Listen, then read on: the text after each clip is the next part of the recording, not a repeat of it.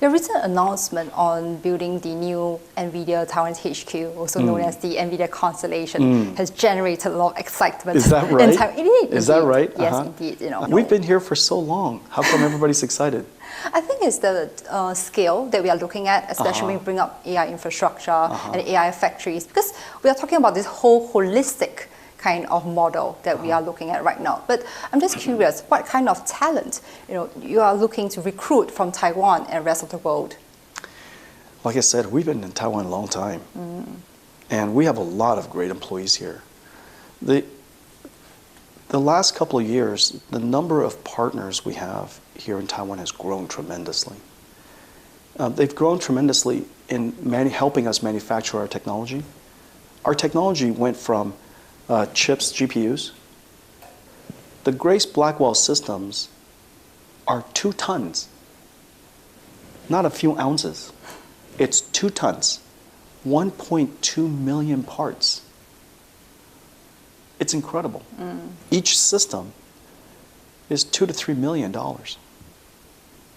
Previously, each chip is $100. Yeah.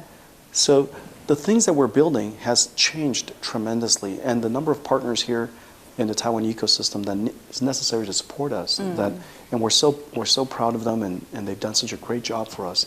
Their technology, their craft, their dedication, their flexibility, their customer service orientation, their partnership. I've known them for so long, and now we have 350 partners here working with us in Taiwan. And so we need more employees. The types of employees that Nvidia hires is always, the best that we can find, and we're fortunate that young engineers and young researchers really enjoy working at Nvidia. I'm a good boss for engineers. I'm a good boss for researchers, and so I think we're gonna continue to attract, but there's no significant change. It's just that our current office is just too small now. Okay, so now if Taiwan is a proving ground, I would imagine the NVLink Fusion, which you unveiled at Computex, is actually one of the toolkits that will be used. So how does NVLink Fusion platform reflect on your strategy to actually foster a stronger and more open AI ecosystem? Yeah, really great. Currently, the way that you buy Nvidia is of course, we design, we architect, we design the entire AI factory, from the GPU to the CPU, to the switches, to the networking chips, and there are 3 types of networking chips and 3 types of switches, and all of that is integrated into an AI factory. Lots of software, lots of systems work, and we do that in collaboration with all of our partners. Once we design everything integrated so that we can optimize it, then we tear it apart and sell it to you in parts. And this way, we can sell it to AWS, and they're really proud of the work that we do together. We could sell it to Azure, and Microsoft Satya just announced yesterday that they were the first CSP, first hyperscaler, to have GB200 and 4,000 GB200 systems put up and running now, and OpenAI is already using GB200s, and of course Google uses Nvidia's GB200, and they're so proud. And Sundar was really gracious to complement the work that we do together. And Gemini Pro are running on TPUs as well as Nvidia's architecture, and so we can work with any cloud service provider because we can break apart this holistic AI system. But we want to do even more than that because some companies want to build their own CPU, and some companies want to build their own networking, and some companies want to build their own ASIC accelerator. And so today, you really can buy NVIDIA systems when it's part of this AI factory, the NVIDIA architecture. With NVLink Fusion, we could extend our ecosystem so that even when they design some of their own chips, we can have our ecosystem integrated into them. And so together, we're really fusing the NVIDIA ecosystem and the partners ecosystem. The perfect example is actually Fujitsu. You know, Fujitsu is a 100-year-old computing company. They've been here as long as IBM. And they are the computer ecosystem, the computing platform of Japan. And the Fujitsu ecosystem and their computing platform starts with their own CPU. But they would like to add AI to it. And in order to do that, they want to choose the world's best AI ecosystem. And so because of NVLink Fusion, Fujitsu CPU can connect with Nvidia's GPU and fuse together over NVLink Fusion. And as a result, our two ecosystems can combine. And we can bring AI to Japan. So it's an excellent strategy. That brings up more flexibility in the equation, I would imagine. We make it possible for every company to be able to buy something from Nvidia. We are a simple, practical, company. We would love that you buy everything from us. But we are so pleased if you buy anything from us. Okay, I wanted to move on to a more serious question when we talk about the ongoing shift of semiconductor manufacturing back to the US soil due to tariffs. So that has created a bit of rather uneasiness within the Taiwanese ecosystem. So just wondering whether you have any word of advice or encouragement for your Taiwanese ecosystem partners, and how will you deepen the relationship going forward? It's important to take a step back and look at what is President Trump's larger vision. And the larger vision is founded on very important changes in the world. It is true that semiconductors and AI is going to become much, much more integrated into the world's infrastructure. And so it's important that the supply chain is more diversified and more resilient. There's redundancy and there's diversification so that the supply chain could be resilient. And very importantly, it's important that the critical infrastructure in the United States could be reindustrialized so that some manufacturing could be done in the United States for the United States, its own resilience and national security. And so I think that the vision is spot on. And I would say that it also happened at exactly the right time. And the reason for that is very clear, that because of NVIDIA's AI initiative and all the AI infrastructure that we're building, the whole electronics ecosystem is growing very fast. And at a time when we're growing, we're building many, many plants.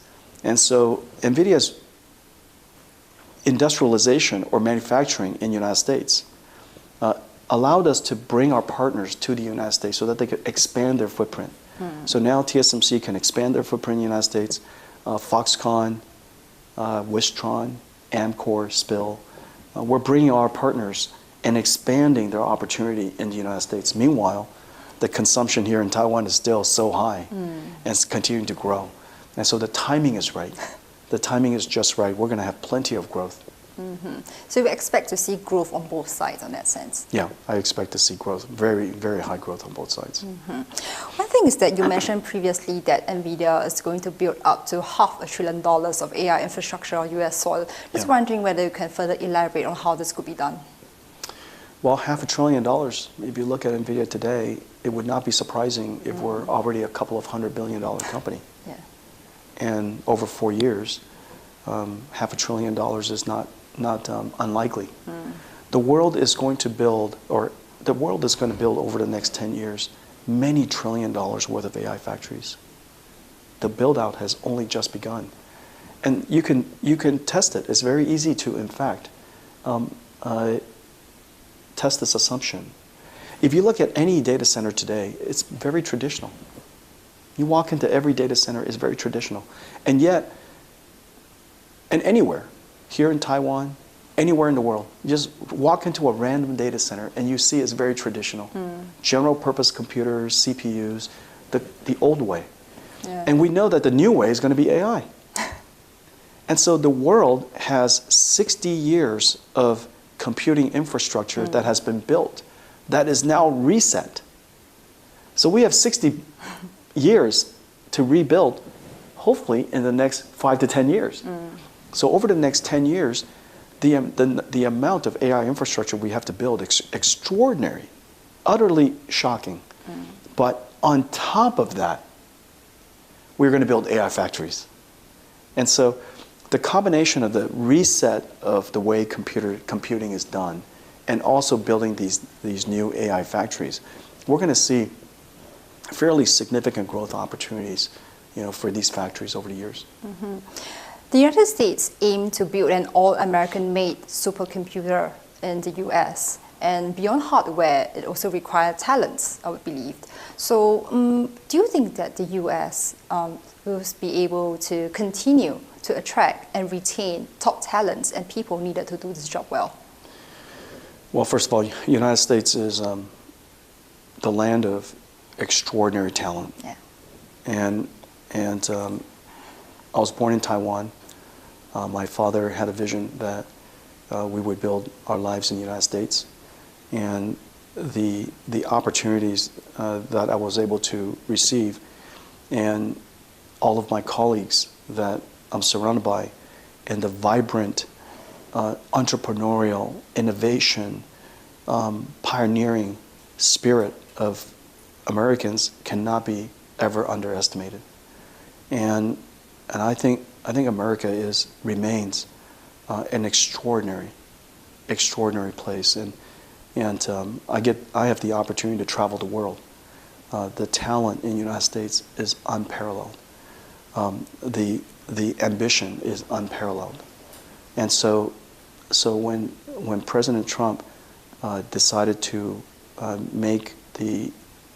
to reindustrialize America, that vision I think is an excellent vision and at the perfect time.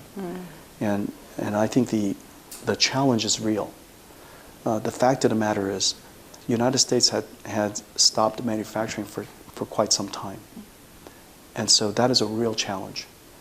It is the case that we need more energy. And so for many years, at least the last 4 years, the previous administration has been quite concerned about adding more energy into the country. Yeah. And yet, in order to support a new industry, we need energy. And so it's at exactly the wrong time. And so finally, President Trump's pro-energy increase of all forms, everything from sustainable energy to nuclear to hydrogen to fossil fuel, every single form of energy is going to be necessary to enable this new industry to grow. And so his pro-energy attitude and his pro-energy policies and his pro-energy encouragement for the country is really important. And so I think the timing is perfect. But like you say, the skills have, for some decades, left the country. And but the United States will have to move fast. And everything from construction to craft, the skilled labor, electricians, plumbers, mechanicals, carpenters, the whole thing.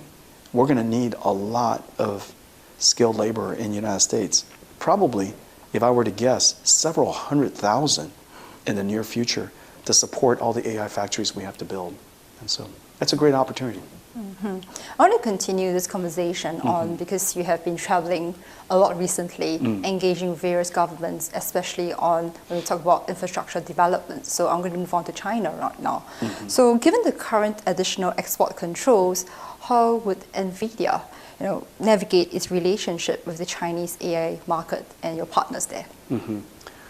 Well, this is one area that I would really love for the President and the administration to reconsider. Export control, if you examine the results of the export control, I think it is clear that it was not effective. At the time, 4 years ago, at the beginning of the last administration, Nvidia's market share in China was 95%. Our market share is now 50%. The hope or the goal of the administration was to slow the progress of AI in China. But there's no evidence of that. In fact, it's exactly the opposite. China has 50% of the world's AI researchers. The single largest population of researchers in the world. And they will advance AI. And there's no question that DeepSeek is a real contribution to the world. It's a gift to the world. I don't know any AI researcher that didn't read it. And the innovation that's inside DeepSeek is extraordinary. It's not just copying technology. This is unique and genuinely good innovation. QN models from Alibaba is excellent. And so there's no question that AI research in China will progress. If we're not there, somebody else will fill the spot. And there's every evidence that because of export control, we've lost half of our market share. And so I think the spirit of the export control policy has proven not to have been effective. The goals are not achieved. And now, at least President Trump realized that China is now here. And they have the ability to scale. It's not logical to hold back, and the ability to hold back a country like China. This is a country with great aspirations, incredible talent, incredible might, and incredible will. And so now the time is here, and AI is ready to diffuse, to proliferate to all countries, and every country would like to have AI. And so the president is wise in recognizing that the AI diffusion policy that was written at the end of the last administration is almost precisely wrong. Instead of limiting American AI diffusion, it should be maximizing AI diffusion.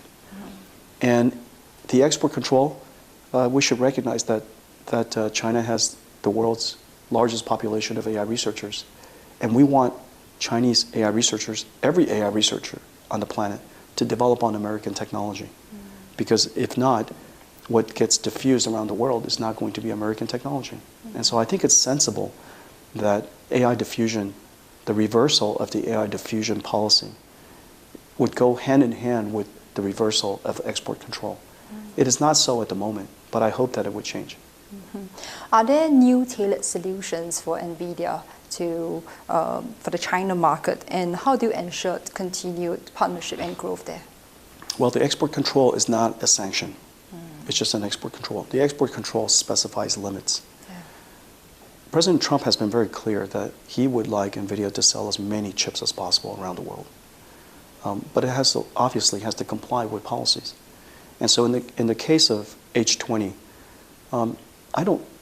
we don't know of any more ideas to make H20 suitable for or versions of it suitable for the Chinese market. And so at this point, we've decided to write off multiple $billion of chip inventory.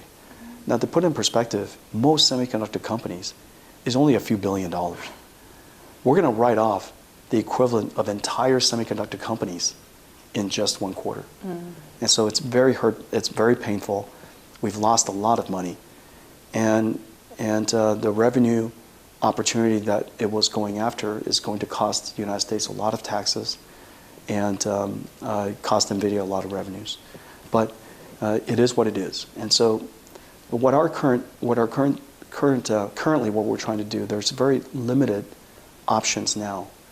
H20 was our last idea. And so I have to go back to the drawing board and think of new ideas. I don't have anything obvious at the moment, but we're committed to the China market. We've been there for 30 years. China has treated Nvidia incredibly well, and it's been a wonderful market for us. We have many partners there. They depend on us, and it has been a great joy and a great honor to have served that market. And there will never be another China market. The idea that the China market could be replaced by growth somewhere else is not really logical. You know, that market is vibrant and it's very dynamic, and walking away from that market would be a real shame. Are you still optimistic about healthy competition? Healthy competition? All the competition I've enjoyed so far is healthy. It's you know, China competes, if that's what you're talking about. There are startups. There are 50 startups. Huawei is one of the most formidable technology companies in the world. They just had a record year. Yeah. And the technology that they're putting out and this new cloud matrix AI supercomputer is, on paper, better than Nvidia's. Higher performance than Nvidia state-of-the-art. And so this is a formidable company that we have to really take with great respect and put forth our best effort. It's also important to realize that, and this is very important to AI diffusion, the next generation of telecommunication standards, the technology today is called 5G, but the next generation, 6G, is going to be built on AI. Yeah. And so the infrastructure that is diffused around the world and the country that diffuses that technology will have a leadership position in the next generation of telecommunications. This is very, very important to keep an eye on. And of course, Huawei has been very clear that their intention is to fuse 5G and 5G and AI. And so it's very visionary. It's exactly the right thing to do. And we're doing the same thing. But we have to race fast.